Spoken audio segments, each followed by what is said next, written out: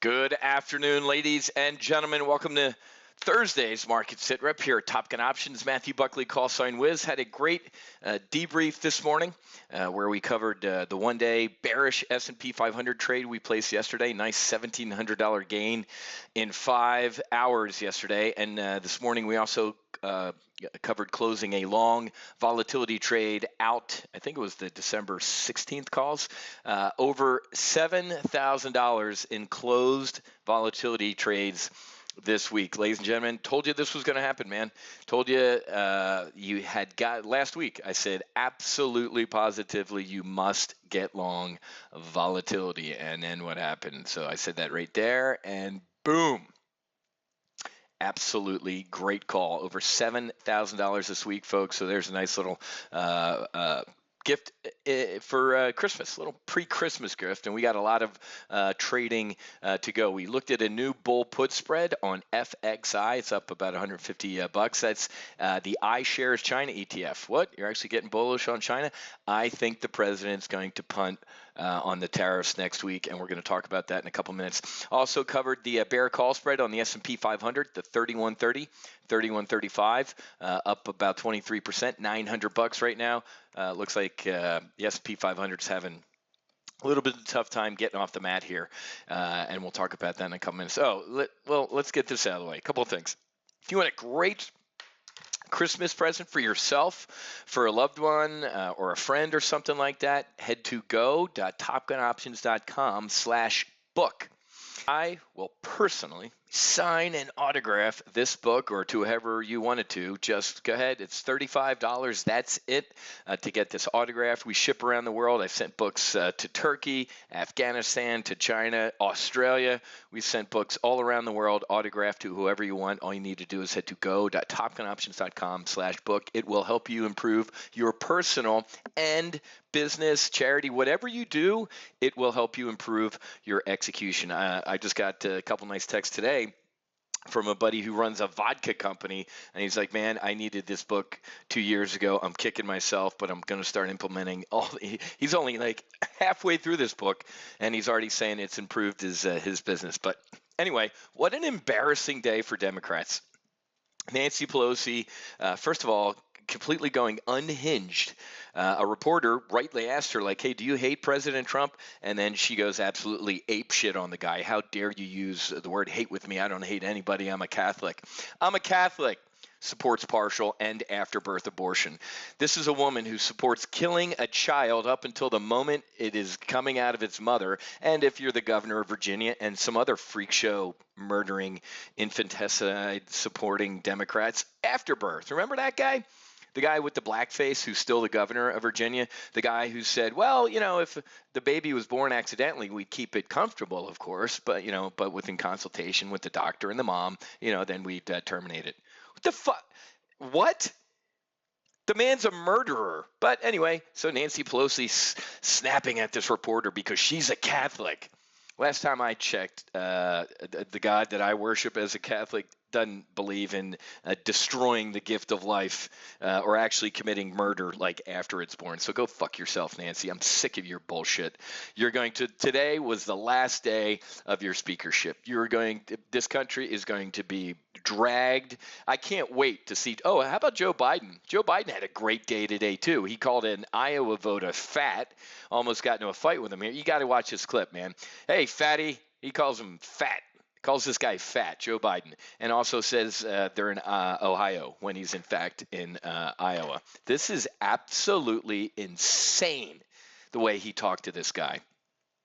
So Nancy Pelosi coming unhinged, Joe Biden coming unhinged. I can't wait to see Joe Biden under oath in the Senate, because Donald Trump is going to be able to call whoever he wants. Saw some news a little while ago. Buddy gave me a heads up about it as well. The United States Navy has intercepted an Iranian ship that was bound for Yemen with ballistic missile parts. Ladies and gentlemen, I strongly believe between now and maybe the end of the year, there will be an attack against U.S. forces in the Gulf region. The Abraham Lincoln is in the Gulf. It was hanging out in the Gulf of Oman, trying not to inflame tensions. Now it's in the Persian Gulf. I've done this before. I've been on the Abraham Lincoln, did a combat cruise, gone through the Strait of Hormuz twice on that ship. I looked at Iranian gun. Hey, subtle plug. Here's another reason you want to buy this book. You're going to read in a chapter about how I came within squeezing the trigger. One just move of my finger was going to blow an Iranian helicopter out of the sky because it was heading right for the aircraft carrier and wouldn't deviate course. I've been there, folks. I'm very familiar with all the stuff. This is a black swan event. The last attack against the oil fields in Saudi Arabia, they did that. But it was also, they had like three choices: attack U.S. troops, attack civilians in Saudi Arabia, or maybe just oil fields. The Ayatollah, whatever, Assahola himself was involved in this. And guess what? He picked the oil fields. Now, since it didn't do anything, they will attack U.S. troops in the region.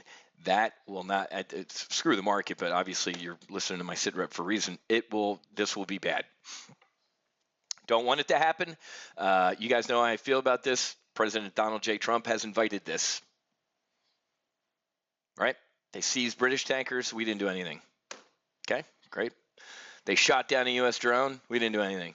Matter of fact, the president looked like a complete jackwad when he said, no, I stopped. We were going to attack him back, but I heard people were going to die, so I didn't. That's the point, Bone Spurs.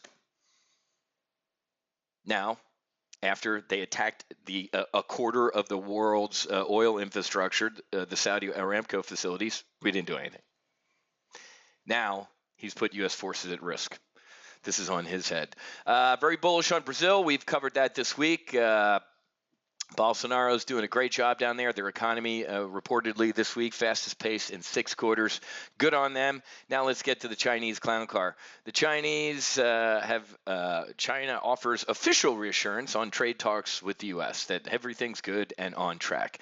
But they've also said that, hey, man, you have to not just punt or not do the December 15th tariffs. You got to roll everything back to get a phase 1 deal. I just watched it. Another reason I delayed the SITREP here was because the president spoke to reporters. First of all, he made fun of Nervous Nancy's breakdown at the end of her press conference, classic Trump.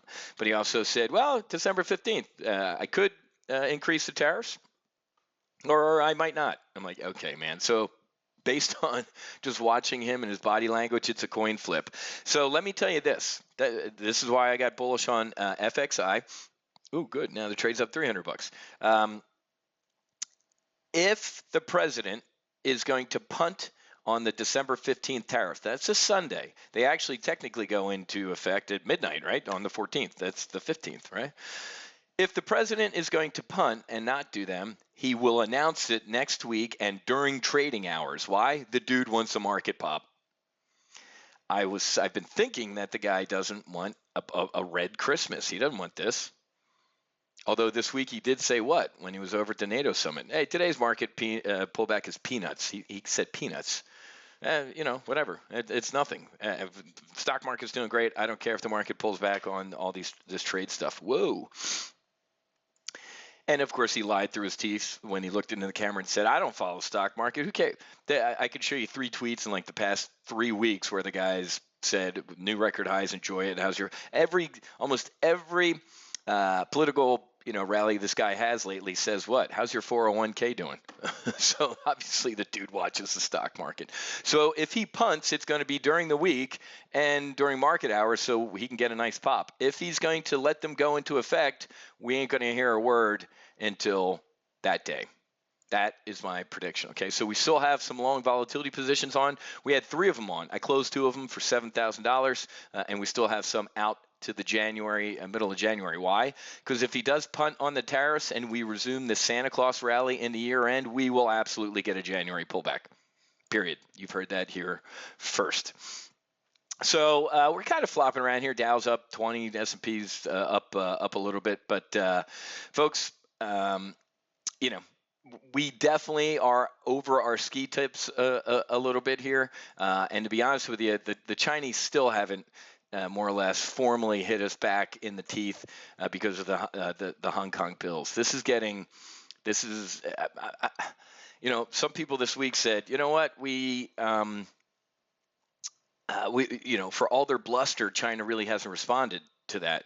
Remember, they said, hey, if the president signs this Hong Kong support bill, ain't going to be no trade deal. And then they didn't do anything. So people are like, see, everything's fine.